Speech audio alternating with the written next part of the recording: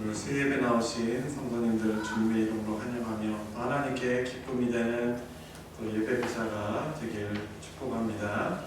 우리 같이 고개 들어 우리 함께 부르시면서 우리 주님께 믿음 고백하겠습니다.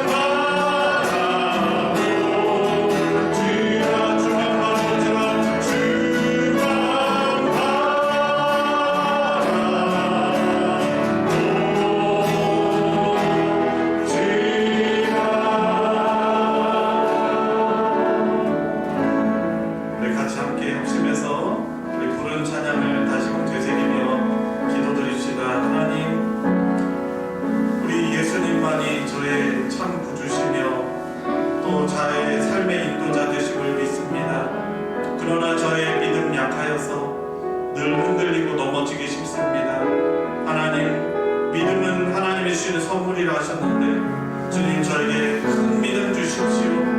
이 악하고 많은 유혹이 있는 세상, 우리 흔드는 세상이지만 주님께서 인도하시는 그런 주님의 배에 탄 우리 주님의 선장이 우리 주님이심을 믿고 늘 주님의 말씀 붙들며 믿음으로 이 인생의 항해를 해나갈 수 있게 해주시고 오늘 함께하는 이 성경 공부를 통하여서 우리 주 하나님을 더욱더 확신하고 굳건한 믿음 힘입을 수 있는 시간 되도록 주님 은혜 베풀어 주시옵소서. 우리 간구하는 시간 갖도록 우리 합심해서 기도하도록 하겠습니다.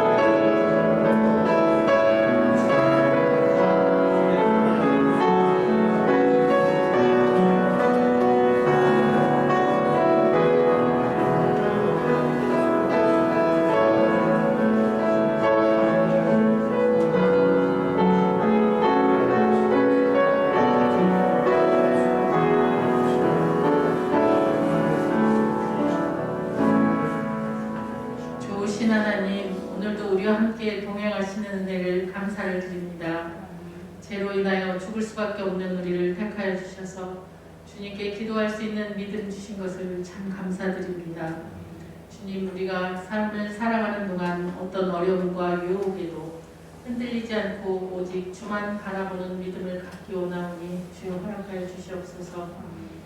건강이나 경제적인 문제 등으로 힘든 겨울을 보내는 우리 성도들의 기도를 응답하여 주시어서 하나님 일에 더욱 충성할 수 있도록 크신 은혜를 내려 주시옵소서. 주님의 몸된 교회를 위해 기도합니다. 모든 성도들이 맡은 직분을 위해 기도하며 서로 협력하여 선을 이루어가는 주의 공동체가 되게 하여 주시옵소서. 서로 주의 사랑 안에서 주님의 나라를 확장시키는 주의 백성들로 채워주시옵소서. 우리 성도들을 위해 눈물로 기도하는 담임 목사님을 기억하여 주셔서 항상 건강을 지켜주시며 가정이 늘 은혜 안에 평안케 하여 주시옵소서. 감사를 드리며 예수님의 이름으로 기도드립니다. 아멘.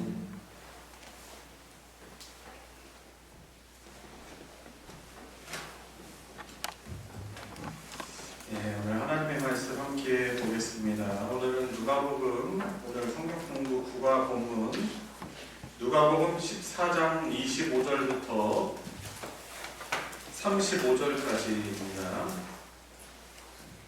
누가복음 14장 25절부터 35절까지. 제가 가진 성경은 120페이지입니다.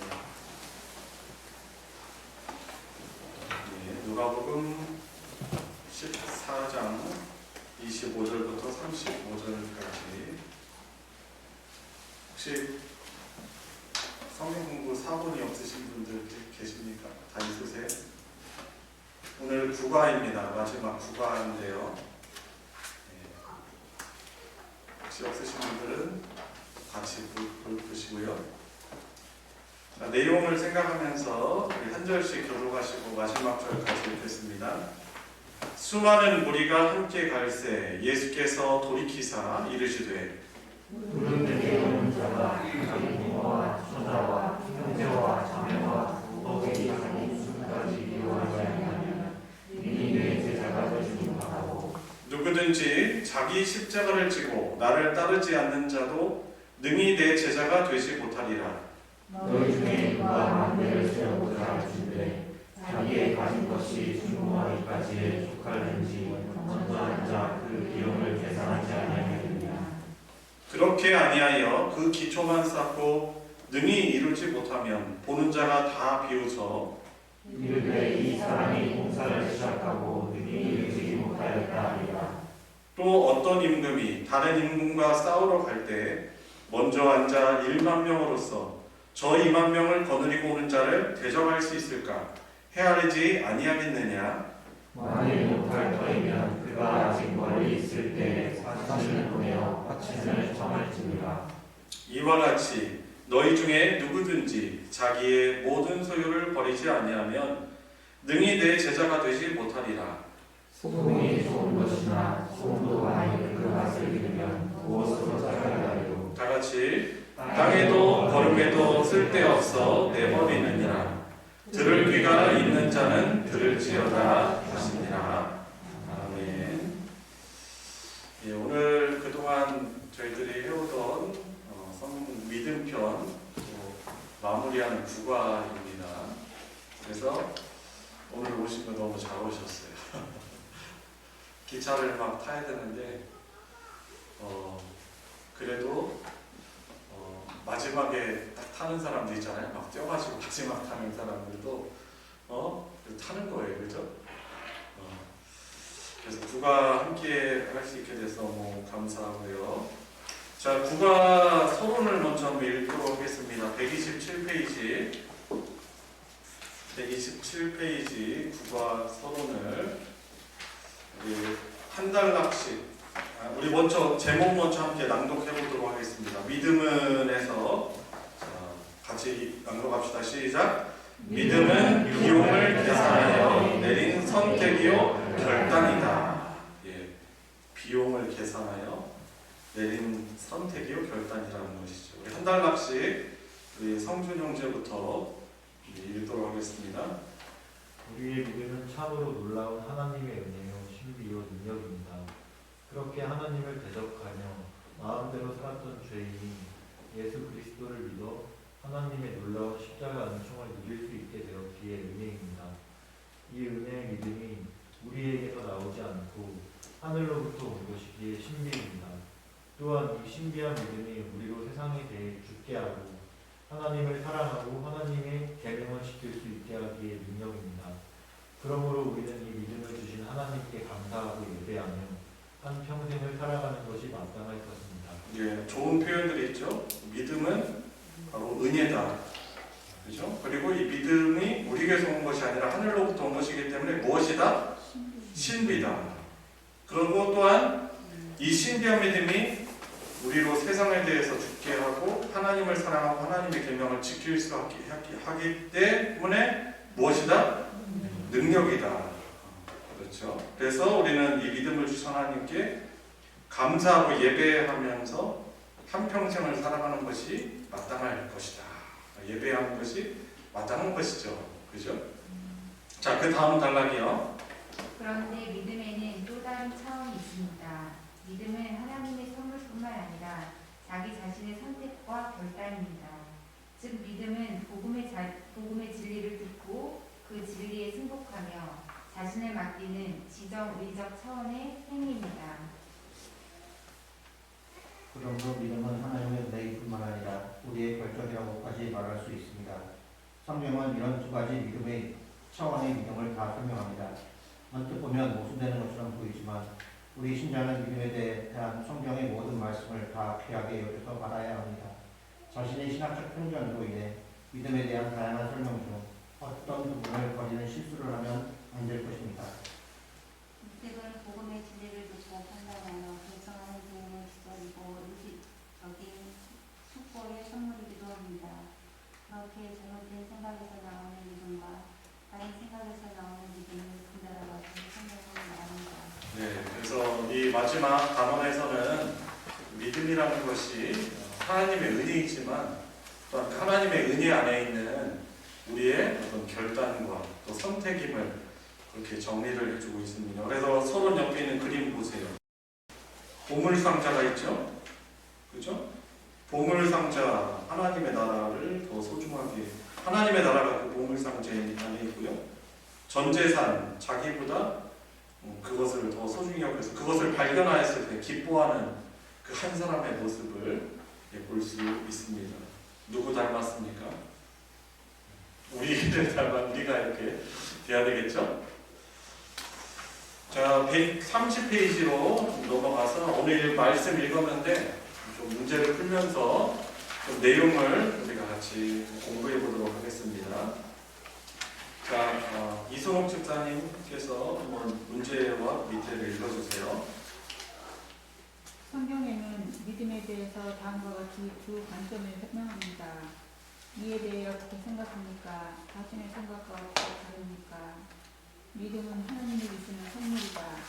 너희는 그 은혜에 의하여 믿음으로 말미암아 구원을 받았으니 이것은 너희에게서 난 것이 아니요 하나님의 선물이라. 행위에게서 난 것이 아니니 이는 누구든지 자랑하지 못하게 합니다. 믿음은 사람이 행하는 것이다. 로마서. 그러나 그들이 다 복음에 순종하지 아니하였도다. 주여 우리가 전한 것을 누가 믿었나이까 하였으니 그러므로 믿음은 들으면서 나며 들음은 그리스도의 말씀으로 말미암았느니라. 이스라엘에 대하여 이르되 순종하지 아니하고 거슬러 말하는 백성에게 내가 전에 내 손을 들리노라 하였느니라. 아멘. 자, 성경에는 믿음에 대해서 두 가지 관점으로 설명을 하고 있다는 것입니다. 어떻게 말한다는 것이죠? 믿음은 하나님이 주시는 선물이다라는 거죠. 그래서 은혜로 받은, 값없이 받은 선물. 그래서 은혜, 카리스마, 바로 은혜로 받은 선물을 카리스마, 헬라어로 카리스마라고 하죠. 자, 믿음은 하나님이 주시는 선물이다라는 것이 성경에서 말하고 있고, 또 한 가지, 믿음은 사람이 행하는 순종이다라고 말하고 있는 것이죠. 여러분들은 이 성경의 두 가지 관점에 대해서 어떻게 생각하십니까? 여러분들의 생각과 어떻게 다릅니까? 어떻습니까? 상충한다고 생각하세요? 서로 이것이 충돌되고 모순된다라고 생각을 하십니까? 아니면 어떻습니까? 선물이라고 하는데 어떻게 우리 어떤 의지적 노력도 결단도 말하고 있네. 두 가지 측면을 성경에서는 말하고 있는 것이죠. 그죠? 분명히 믿음은 하나님이 주시는 선물임과 동시에 또 우리 입장에서 보면은 그 하나님의 주시는 말씀에 대한 우리의 순종의 반응으로 나타난다는 것이죠. 그래서 이것은 사실 상충되는 그런 것이 아니고 하나님을 신뢰하여서 우리의 순종하는 행위 역시 바로 믿음임을 성경은 말하고 있는 것입니다. 그래서 여러분들의 생각은 어떠세요? 라고 이렇게 질문을 한 것입니다. 자, 2번으로 넘어가겠습니다. 여러분들 이제 생각, 의견을 이제 물었던 질문이고요. 자, 2번을 한번 해보도록 하겠습니다. 성집사님께서 해주세요. 믿음에 대한 두 가지 설명 모두 신앙적 유익을 얻을 수 있습니다. 아베이토를 참고하여 믿음에 대한 두 가지 이해에서 얻을 수 있는 신앙적 유익을 개인의 경험에 비추어 설명해 주십시오. 하나님의 선물로서의 믿음. 내가 믿음을 가질 수 있는 자격이 없어도 하나님의 은혜로 믿음을 주신다. 또한 더 풍성하고 견고한 믿음을 주실 것을 기대한다. 전혀 믿을 준비가 되어 있지 않은 사람이라도 하나님이 원하신다는 믿음의 선물을 주실 수 있다. 그러므로 우리는 어떤 사람에게든지 복음을 전하기 위해 노력한다. 나의 선택과 결정으로서의 믿음. 내가 노력하여 성경 말씀을 배우고 기도하면 믿음이 생기거나 커진다. 그러므로 모든 은혜를 얻을 수 있는 기회에 열심히 다해 참여한다. 다른 사람도 노력함으로 믿음에 이를 수 있기에 믿음을 갖도록 복음을 가르치고 그를 위하여 기도하는 것 등으로 도울 수 있다. 네, 감사합니다. 제가 그 질문을 그래도 한번 드리겠습니다. 여러분들은 믿음은 하나님의 주시는 선물임과 동시에 또 우리가 하나님께 대한 순종의 행위라고 여러분들은 동의하세요? 성경이 증거하는 이런 부분에 대해서 동의하시는 거죠? 네. 이제 그래야만 우리가 이제 계속 진도를 나갈 수 있는 것이죠. 자, 이 아래 표 참고해가지고 믿음에 대한 두 가지에서 얻을 수 있는 신앙적 유익을 개인적인 그런 경험에 비추어서 설명해 보라고 하는 것이죠. 분명한 건 우리 신앙은요, 어떤 추상적이고 어떤 이념적인 것이 아니라 우리 경험이기도 합니다. 여러분들 어떠세요? 하나님의 선물로서의 믿음, 여러분들의 신앙적인 유익을 어떤 면에서 여러분 얻을 수 있어요? 믿음은 하나님의 선물이다라는 측면 어떠셨습니까? 우리가 늘 부족하고 자격이 없지만은 하나님이 은혜로 나를 주권적으로 선택하셨기 때문에 어떻습니까? 우리가 하나님 하나님께 소망을 둘 수 있는 것이죠. 그렇죠? 우리는 사실 너무 결단과 의지는 너무나 약해요. 그런데 하나님의 주권, 하나님께서 우리 자격 없는 우리를 불러주셨기 때문에 우리의 구원이 하나님께 있음을 알기 때문에 우리가 소망을 두고 넘어지지만 또 낙심하지 않고 하나님 의지할 수 있는 것이죠. 그러나 내 선택과 결정으로서의 믿음 어떻게 합니까? 내가 그래도 하나님이 나에게 주신 것에 대한 의지적 그 노력, 순종을 함으로 내가 적극적으로 또 믿음의 성숙을 이룰 수 있는 것이죠. 여러분, 만약에 하나님의 은혜는 맞는데 하나님께서 하시겠지 하면서 라는 생각하면 내 의지적인 노력은 사실 하지 않는 거예요. 여러분, 그 현대 선교의 아버지 윌리엄 캐리라는 사람 아실 거예요. 인도에 가서 선교를 하신 그분이 이제 인도로 선교사로 가고자 하는데 그 당시에 이 유럽의 장로교 목회자들이 이런 말을 하는 거예요. 우리가 굳이 가지 않아도 구원은 하나님께 있기 때문에 하나님께서 구원할 걸세. 네가 뭐 이렇게 가서 힘들게 가서 위험한 곳에 가서 복음을 전하려 하는가라고 사실 어떤 행동도 복음에 대해서 선교에 대해서 어떤 행동도 하지 않아도 된다라고 이야기를 한 것이. 근데 윌리엄 캐리가 보니까 그건 아니에요. 성경에서 말하는 것은 아니에요. 보면은 신구약 성경을 보면은 이 복음에 대해서 그래도 결단하고 순종하는 자들이 구약 성경이나 신약 성경에서 하나님의 뜻 받들어서 나가서 복음을 전했던 걸 생각하면서 하나님이 하시겠지만은 여기는 우리의 어떤 순종, 의지가 필요하다라고 해서 윌리엄 캐리가 그 목회자들을, 그 선배 목회자들을 설득하고 막 논문을 쓰고 그래서 인도로 선교사로 파송되어 이제 가게 된 거예요.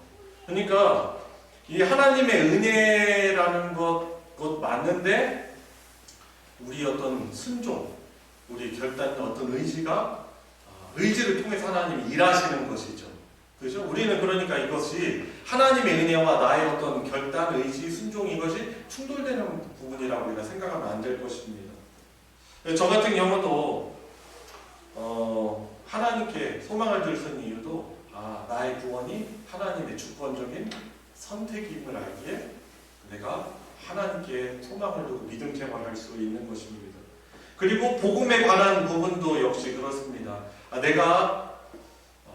나 역시 어떤 복음을 받아들일 수 있는 어떤 준비가 되지 않았을 때, 물론 하나님이 일하셨던 건 분명하지만은 하나님이 택하시고 하나님이 나를 구원하시고 작정하셨기 때문에 나를 구원하셨듯이, 그렇기 때문에 내가 복음을 전할 때 혹시 그 사람이 내가 보기에는 준비되어 있지 않다라고 생각을 하더라도 하나님이 복음을 받을 수 있게 하시기 때문에 어떻게 합니까? 그렇기 때문에 내가 복음을 가르치고 또 그 사람을 위해서 기도할 수 있는 것이죠. 여러분, 요즘 같은 경우도 그렇잖아요. 코로나 시대를 우리가 지나면서 복음 전하기가 현실적으로 보면 더 어려워졌던 것이요. 근데 그렇다 해서 우리가 복음을 전하지 않으면 안 되죠. 왜냐하면은 이런 상황에서도 하나님이 구원하시기로 작정한 사람이 있고, 또 우리의 순종을 통해서 복음 전하는 것에 대한 우리의 순종을 통해서 하나님이 그 구원하시기로 작정한 그 사람이 복음을 듣고 예수님을 영접하게 하실 것이기 때문에 어떻게 합니까? 우리가 마음의 복음에 대한 그 부담감 가지고 각 동네 이제 나가고 순종해야 되는 거죠. 그래서 우리가 이제 1월 30일부터 마스크 이제 착용 의무가 해제됐잖아요. 실내에서조차도 병원과 요양원 빼고 우리가 이제 또 이제 그대로 이전부터 우리가 머물러 잘 앉아 있지 않고 우리가 이제 다시금 이전처럼 복음을 들고 이 복음에 대한 부담감도 책임 의무를 우리가 다 해야 되죠. 분명히 우리의 순종을 통해서 또 복음을 받게 하는 그런 하나님의 역사가 있을 줄 믿습니다. 자, 그래서 이 두 가지, 이 이 믿음에 대한 두 가지를 통해서 신앙적 유익을 우리가 누릴 수 있습니다. 그래서 우리가 오늘도 공부하고 있는 것이고요. 자, 3번. 자, 3번을 읽어주세요. 믿음이 하나님의 선물이기도 하지만 자기 스스로의 결정이기도 하다는 두 가지 설명 중에서 더 우선적으로 강조해야 할 것은 무엇이라고 생각합니까? 어떤 것일까요? 다 한번 생각해 보세요. 자, 두 가지 측면을 말하는 거죠. 믿음이 하나님의 선물이기도 하지만 자기 스스로의 결정이기도 하다라는 이 두 가지 측면. 자, 그러나 두 가지 이 설명 중에 우리는 더 우선적으로 강조해야 될 것이 무엇이죠? 하나님의 은혜, 하나님의 주권적인 선택. 이것을 하나님의 주권적인 선택과 은혜를 더 근본적인 것으로 우리는 받아야 합니다. 왜 그러냐면 우리의 결단과 의지는 약하고 견고하지 않기 때문에 그래요. 그렇죠? 그리고 정말 우리가 순종으로 반응해야 되지만 순종하지 못할 때가 많이 있기 때문에 그래요. 그럴 때 다시금 일어설 수 있는 것도 하나님의 은혜예요. 하나님의 은혜, 하나님의 선물. 그래서 우리는 더 근본적으로 생각해야 될 게 바로 이 하나님의 의지, 하나님의 주권적인 선택인 것입니다. 그 감리교랑 우리 장로교랑 구원에 대한 이해가 사실 조금 달라요. 제가 알기로는 그래요. 이제 감리교 쪽은 약간 그 신학적으로 알미니안주의거든요. 그러니까 하나님의 그 선물도 하나님의 은혜 플러스 우리의 어떤 의지, 이 부분을 많이 강조를 해요. 근데 우리 장로교는 성경을 해석을 좀 그렇게 안 하죠. 그 우리의 의지도 결단도 하나님의 은혜, 하나님의 주권적인 선택에 있다라는 거죠. 왜냐하면은 이 위험성이 있는 거예요. 분명히 성경은 하나님의 주권적인 그 선택이 우리의 구원이고 하나님의 주권적 선택에 있다고 하는데, 그런데 그걸 50%로 보고 우리의 어떤 결단 의지를 구원의 50%로 보는 거죠. 그러면 우리가 거부하고 우리가 거절하면은 하나님의 그런 계획이 이루어지지 않는다? 그건 아니잖아요. 그래서 이제 우리 장로교는 조금 더 이 구원에 대한 설명을 그렇게 하는 거죠. 이것도 우리의 선택과 어떤 결단 의지도 결국 하나님의 선물이다라고 좀 이해하는 측면이 큽니다. 네, 그런 부분 또 이해하시고요. 자, 요약해주는 부분 한번 읽어보도록 하겠습니다. 김일태 장로님부터 한 단락씩 읽어주세요. 성경은 믿음을 두 가지 관점에서 설명합니다. 믿음은 하나님의 선물일 뿐만 아니라 각 사람이 지성과 의지를 사용해 내린 선택과 결단이기도 합니다. 그런데 이 관점은 서로 모순되는 듯이 보입니다. 더군다나 우리는 이런 두 가지 해석을 잘 조화시켜서 설명할 필요가 합니다. 성경도 이 두 관점을 굳이 조화시켜서 하나의 일관된 설명 방식으로 다루지는 않는 것 같습니다. 그저 우리를 이해를 넘어서는 믿음과 신비의 영역으로 남겨둔 것 같습니다. 그러므로 믿음에 대한 두 가지 관점과 설명을 억지로 연결시키려고 하기보다는 왜 이러한 관점이 필요한지, 이렇게 설명할 때 얻는 유익이 무엇인지에 대해 집중하는 것이 더 좋을 듯합니다. 이런 믿음에 대한 두 가지 관점을 모두 취할 때 우리는 우리의 신앙을 보다 더 풍성하게 이해할 수 있음을 믿어야 합니다. 첫째로 믿음은 하나님의 선물입니다. 이런 상황이 우리에게 얼마나 위로가 되고 소망이 되는지 말로 다 할 수 없습니다. 우리는 도무지 예수 그리스도를 믿을 수 없는 죄인이었습니다. 또한 지금도 믿음으로 살아가기에는 참으로 연약한 존재입니다. 스스로 믿을 수 없는 우리에게 하나님의 믿음을 선물로 주신다는 것은 소망이 아닐 수 없습니다. 또한 전혀 믿을 것 같지 않아 보이는 사람이라도 은혜의 하나님의 믿음을 선물로 주시면 회심할 것이라는 기대를 버리지 않고 담대하게 복음을 전할 수 있습니다. 둘째로 믿음은 우리 선택이요 결단입니다. 믿음을 이렇게 보면 우리는 더 견고한 믿음을 갖기 위해 우리가 해야 할 일이 있다는 것을 알 수 있습니다. 그래서 성경을 더 연구하고 믿음을 구하는 기도를 하여 주를 의지할 마음을 갖게 됩니다. 믿음이 없거나 연약한 사람에게 믿도록 하기 위해서 열매를 기대하는 있습니다. 이렇듯 믿음의 다양한 측면은 여러 가지로 우리에게 유익을 줍니다. 그러나 한 가지 명심해야 할 것이 있습니다. 믿음의 두 측면이 있다고 하더라도 우리가 보다 강조해야 할 것은 믿음을 주시는 하나님의 주권입니다. 하나님이 원하시는 자에게 그 기쁘신 뜻을 따라 믿음을 주시는 것이 보다 더 큰 근본적입니다. 우리가 노력해서 믿음이 더 견고해진다고 하더라도 근본적으로는 하나님이 주신 선물임을 알고 감사할 수 있어야 합니다. 왜냐하면 우리의 노력이나 믿음은 무엇을 받기에는 보잘 것이 없고 흔들리기 십상이며 영원토록 견고하지 않기 때문에 오직 하나님의 오직 하나님의 은혜에 우리의 생명을 맡길 수밖에 없기 때문입니다. 우리 연약하기 때문에, 우리의 믿음은 영원토록 견고하지 않기 때문에 하나님의 은혜에 우리의 생명을 맡길 수밖에 없다, 그렇게 말하고 있습니다. 자, 그래서 처음 믿음에 대한 두 가지 관점을 우리가 좀 공부를 해봤고요. 한 주제만 더 보고 마치도록 하겠습니다. 믿을 때 지불해야 될 대가. 자, 우리가 믿음의 두 측면에 대해서 이제 이해를 했잖아요. 우리 동의를 했잖아요. 자, 그러면은 이제 우리가 어떠한 부분에 있어서 우리의 어떤 결단을 해야 되는가 부분을 좀 다루도록 하겠습니다. 우리 지권사님이 문제를 읽어주세요. 네, 어떤 분은 믿으면 잘 된다고 생각하고 어떤 분들은 믿음의 길에는 고난이 있다고 생각합니다. 이에 대해 어떻게 생각합니까? 어떤 분은 예수님을 주와 그리스도로 믿으면 잘 된다라고 말하고요.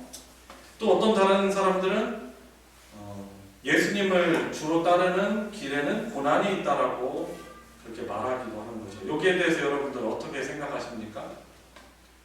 어떤 말이 맞아요? 아니면은 둘 다 틀려요? 아니면은 둘 다 맞아요? 여러분들 어떻게 생각하세요? 둘 다 맞습니다. 둘 다 맞죠? 다 틀린 말이 아닙니다. 옆에 참고 말씀, 참고 그 부분인데 복사본에 좀 잘 복사가 됐는지 모르겠습니다. 믿으면 잘 되기도 하고 고난도 있다. 그렇죠?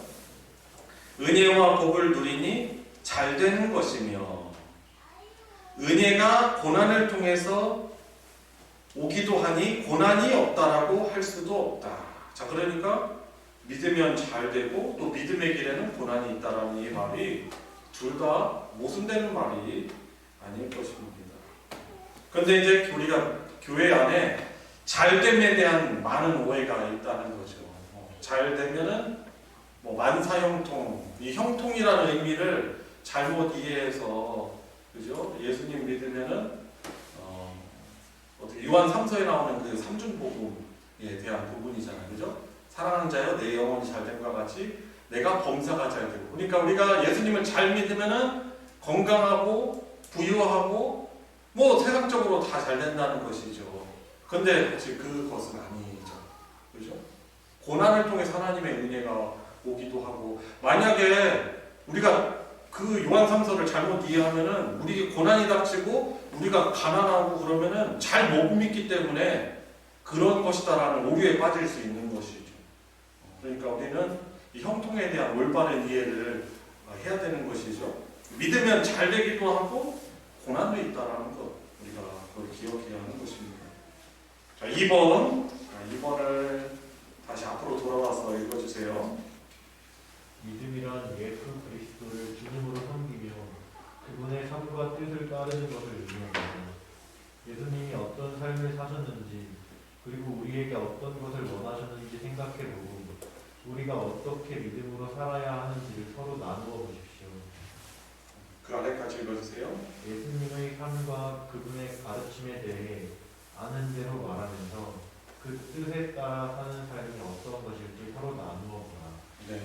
예수님이 성육신하셔서 성육신하신 이유는 우리를 위해서 십자가의 희생을, 우리를 구원하시기 위하여 십자가 희생을 하신 목적도 있었지만은 무엇보다도 육신으로 오신 그분의 삶이 바로 그리스도인들이 어떤 삶을 살아가야 될지 샘플, 되어주신 것이죠.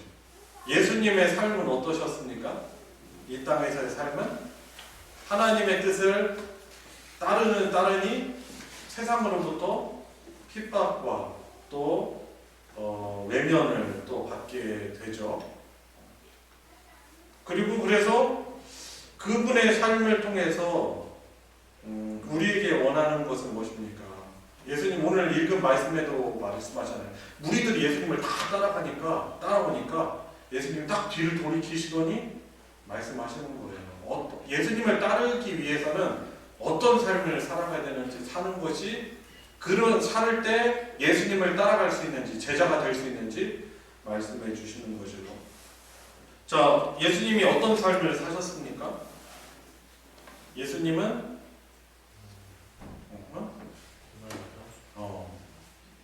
고난의 길, 십자가의 길, 좁은 길이죠. 그렇다 해서 예수님이 그럼 평강을 누리시지 못하였는가? 그것 아니죠. 하나님의 말씀에 순종할 때 그분이 그 평강을 그렇게 누리면서 그 또한 예수님이 오신 이유도 제자들에게 예수님을 따르는 자들에게 평안을 주시려고 오신 것이죠. 그런데 그 삶은 사실 좁은 길이고 좁은 문이고 말씀이 좀 전에 이야기한 것처럼 고난의 길이었던 것입니다. 그래서 우리에게 원하시는 것은 무엇이에요? 예수님이 따라가신 그 길을 따라가기를 예수님이 원하시는 거죠. 자, 3번 한번 해보겠습니다. 3번. 자, 3번을 한번 문제를 읽어주세요. 예수님을 믿고 따르고자 할 때 지불해야 할 희생과 대가가 있다고 말씀하십니다. 다음 본문을 읽고 그것이 무엇인지 말해보십시오. 누가복음 14장 25절부터 27절 말씀. 수많은 무리가 함께 갈새 예수께서 돌이키사 이르시되 무릇 내게 오는 자가 자기 부모와 처자와 형제와 자매와 더욱이 자기 목숨까지 미워하지 아니하면 능히 내 제자가 되지 못하고 누구든지 자기 십자가를 지고 나를 따르지 않는 자도 능히 내 제자가 되지 못하리라. 마가복음 10장 29절에서 30절 말씀. 예수께서 이르시되 내가 진실로 너희에게 이르노니 나와 복음을 위하여 집이나 형제나 자매나 어머니나 아버지나 자식이나 전토를 벌인 자는 현세에 있어 집과 형제와 자매와 어머니와 자식과 전토를 100배나 받되 박해를 겸하여 받고 내세의 영생을 받지 못할 자가 없느니라. 아멘. 제자가 되려면 예수님을 따라오려거든. 그러니까 제자가 된다는 그 말이죠. 너희들 내 제자로 이걸 좀 바꾸면은 성도이기도 하죠. 그리고 교회이기도 합니다.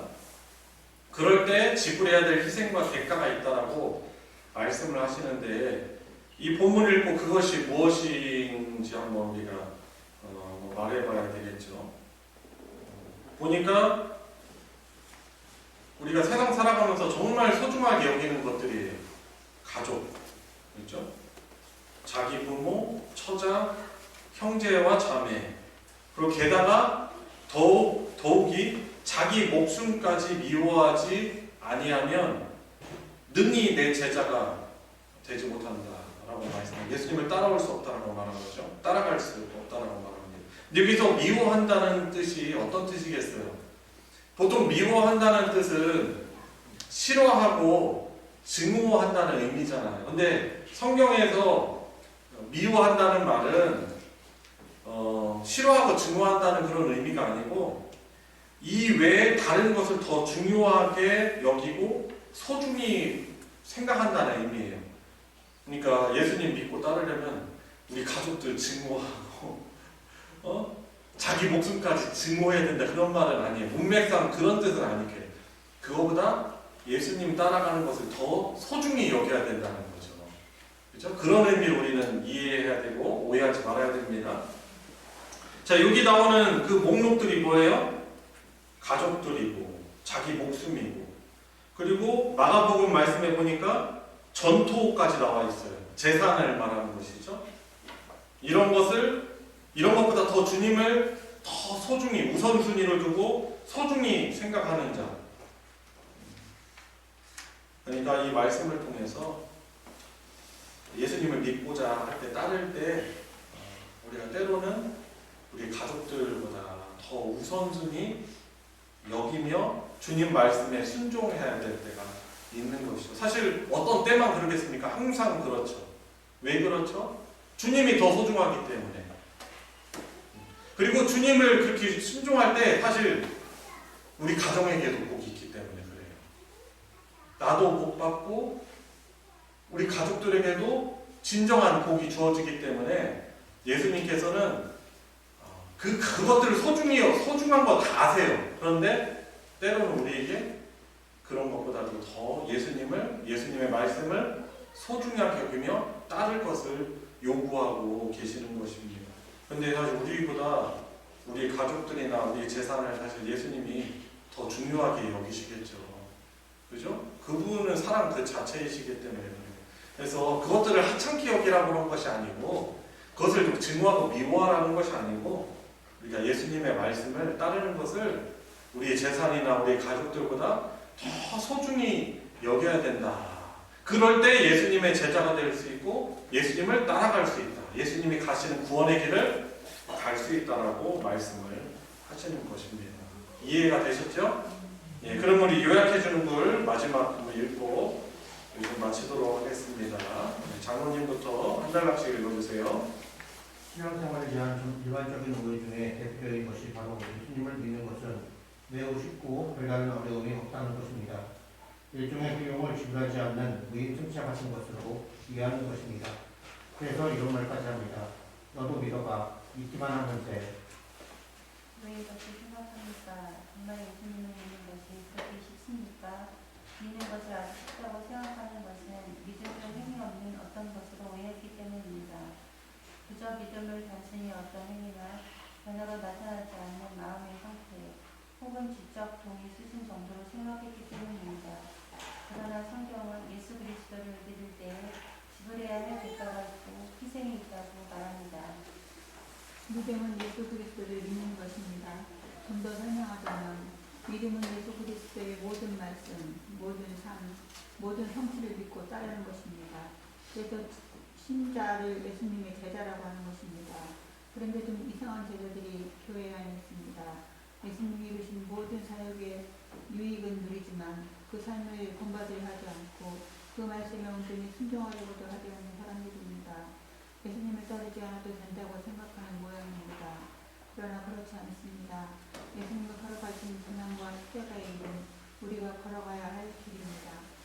이 땅에서 예수님이 우리를 위해 고난과 죽음의 삶을 사셨듯이 우리도 예수님과 복음을 위해 그 삶을 살아야 합니다. 물론 신자의 삶에 고난만 있지는 않습니다. 놀라운 기쁨과 평강 그리고 때때로 크게 도우시는 주님의 은혜가 있습니다. 현세에서 성령님의 도우심과 교회를 통해 복을 누리며 외세에서 부활과 완전한 하나님 나라를 소망합니다. 그럼에도 불구하고 고난은 신자의 삶의 중요한 특징입니다. 자기를 부인하고 자기 십자가를 지고 주님을 따라야 하기 때문입니다. 예수님은 단순한 고난 정도가 아니라 죽임을 당할 수도 있다고 말씀하십니다. 실제로 지금까지 순교하신 분들도 대단히 많은 것이 사실이고 예수님이 걸어가신 길을 따라 걸어가고 예수님의 말씀에 순종할 때 이것이 참된 믿음이요 참된 주님의 제자의 모습입니다. 그래요. 우리가 제일 소중한 게 우리 가족이잖아요. 우리 자신이잖아요. 그래서 어떨 때 그런데 내가 주님의 말씀 따라서 예배를 드려야 되나 아니면 내 가족들과 시간을 보내야 되나 이게 또 충돌하는 문제가 있어요. 그 어떨 때는 이렇게 딱히 충돌 안 하는데 어떨 때는 예배를 선택해야 될 때가 있어요. 그리고 교회 공동체를 위해서 섬겨야 되는 것을 선택해야 될 때가 있어요. 그렇죠?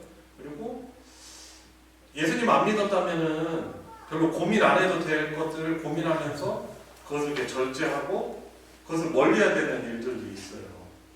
제가 지난 주일날 설교하다가 뭐 가족여행 갔다가 뭐 이런 얘기하다가 같이 울고 그냥 이렇게 좀 이렇게 말도 못하고 그랬더니 많은 분들이 그랬을 것 같아요. 집에 힘든 일이 있으신가? 그러시지. 전화가 왔어요. 저기 부모님부터 전화가 왔어요. 뭐 때문에 그러냐고. 근데 제가 그때 그 흐느끼고 그런 이렇게 말에 목이 메인 이유는 뭐 여행 가서 무슨 어려운 일이 있었던 것이 아니고 하나님 우리 가정에게 은혜 주셔서 참 이렇게 믿음의 가정 되게 하셨는데 영적인 상태를 보니까 점점 더 그 믿음의 어떤 모습, 순종의 모습, 하나님 예배하는 것을 사랑하는 모습, 또 하나님을 믿는 신앙을 소중하게 여기는 모습들이 점점 더 쇠락하여 가는 거예요. 그러면서 예배 드리는 것도 귀찮아하고 그리고 자꾸 신앙적인 것을 이렇게 분리를 시키려는 그런 모습을 보면서 마음이 좀 아팠어요. 가서.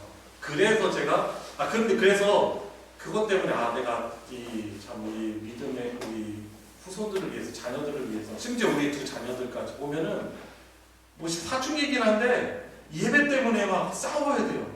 왜 이렇게까지 해야 되냐? 다른 친구들, 다른 집 보면은 이렇게 뭐 강요하지도 않고, 저희는 뭐 강요하지 않아요.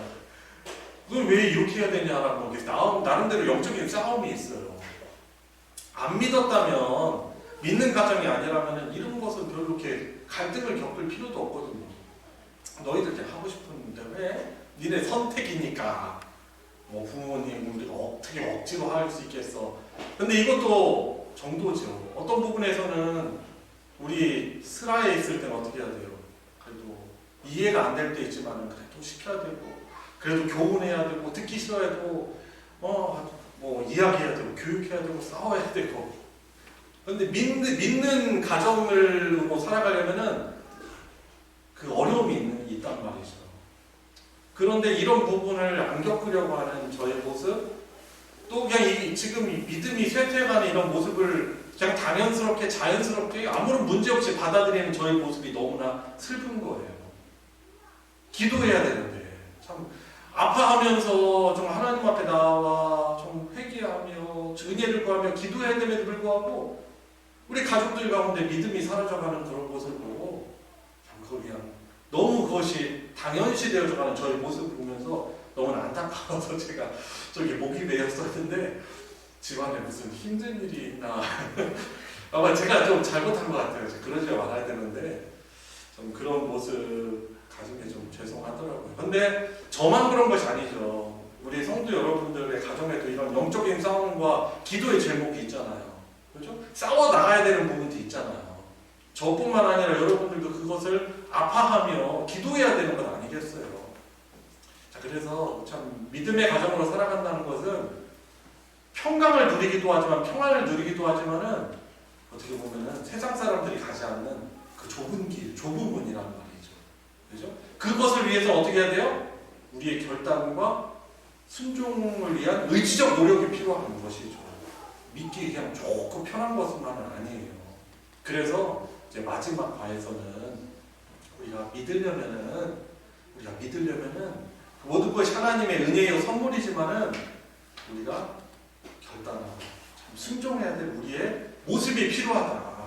그것을 이제 오늘 이 구과에서 강조하고 있는 것입니다. 나머지 과는 우리 다음 주에 또 공부하면서 마무리하도록 하겠습니다.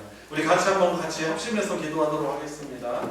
기도할 때 하나님의 은혜로, 하나님의 선물로 영원한 하나님 나라를 확신하며 뱉어도 순종을 위해서 몸부림치는 자로 살아가게 해주시니 주님 감사합니다. 오늘 배운 말씀처럼 내가 더욱더 주의 뜻 위해서, 주의 뜻 안에 살아가려고 제가 힘쓰게 해주십시오. 여전히 저는 내 마음대로, 내가 원하는 대로, 내 마음대로 믿음 생활하는 모습들이 여전히 많이 있습니다. 하나님 불쌍히 여겨주시고 내 뜻이 아니라, 내 마음이 아니라 주님의 뜻대로 다스려 주시는 주님의 뜻, 구원해 주시는 주님의 뜻대로 더욱더 순종하며 살아갈 수 있는 결단과 의지를 하나님 선물해 주십시오. 우리 같이 합심해서 배운 말을 가지고 기도하도록 하겠습니다. 하나님 아버지, 주님의 은혜로 영원한 하나님의 자녀로 주님 사랑해 주시니 주님 감사합니다. 그러나 너무나 쉽게 주님 세상과 또한 타협하며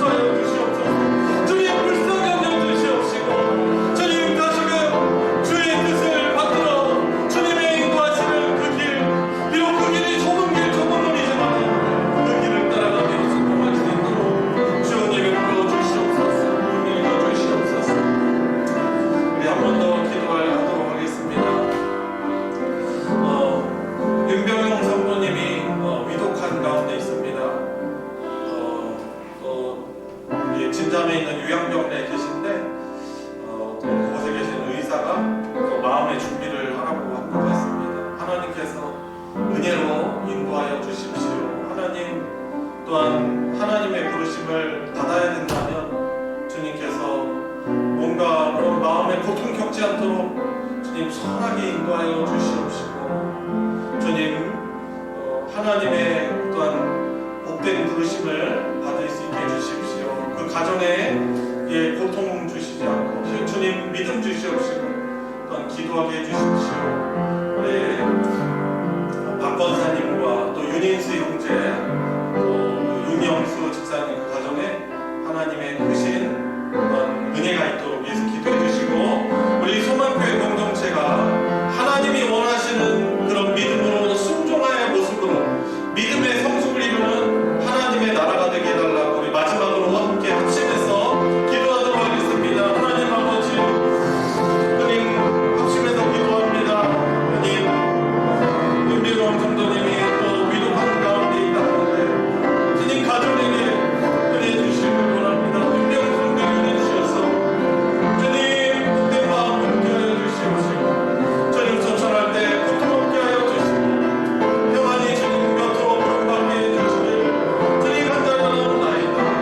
주님 가족에게도 주님 위로하여 주시길 주님 간절하여 주시옵시고 하나님의 은혜를 더욱더 구하며 하나님의 놀라운 사랑과 은혜를 경험하는 기회가 될 수 있도록 인도하여 주시고 우리 다른 소망교회 주님 성도하라 주님 하나님 믿는 하나님을 멀리 믿고 순종하는 그런 성숙의 믿음의 성숙을 이루는 그냥 공동체 되게 하여 주시옵소서. 하나님 감사합니다. 오늘 함께 이 시간을 소중히 여기며 함께 하나님의 말씀을 배우게 해주시니 주님 감사합니다.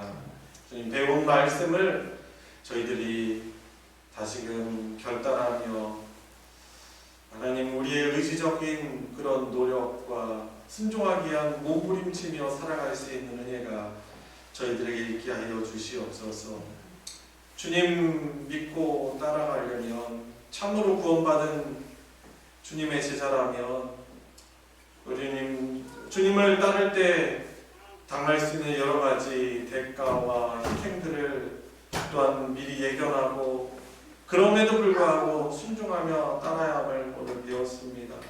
주님 저희들 이 마지막 이 믿음에 대한 성경 공부를 통하여서 주님 건강한 성경적인 믿음을 주님 힘입게 하여 주시옵시고 우리를 사랑하여 주신 주 하나님을 우리가 가장 소중하게 여기는 것들보다 더 소중하게 여겨서 또 하나님이 우리의 가정이나 우리의 물질이나 모든 것들을 우리보다 더 사랑하시고 우리에게 주시기를 원하시는 하나님이심을 신뢰하면서 더욱더 하나님의 말씀을 순종하며 하나님을 우리의 삶의 우선순위로 여기며 따라가는 믿음이 우리 모두에게 있게 하여 주시옵소서. 주님 윤병영 성도님이 또 위독한 가운데 있습니다. 주님 선하게 인도해 주시고 하나님의 크신 은혜와 위로와 사랑을 경험하는 그 가정과 우리 소망교회 교우들 되게 하여 주시옵소서. 우리 주 예수님의 이름으로 기도드리옵나이다. 아멘. 주기도로 예배 마치겠습니다. 하늘에 계신 우리 아버지여 이름이 거룩히 여김을 받으시오며 나라가 임하시오며 뜻이 하늘에서 이루어진 것 같이 땅에서도 이루어지이다. 오늘 우리에게 일용할 양식을 주시옵고 우리가 우리에게 죄 지은 자를 사하여 준 것 같이 우리 죄를 사하여 주시옵고 우리를 시험에 들게 하지 마시옵고 다만 앞에서 구하시옵소서. 나라와 권세와 영광이 아버지께 영원히 있사옵나이다. 아멘.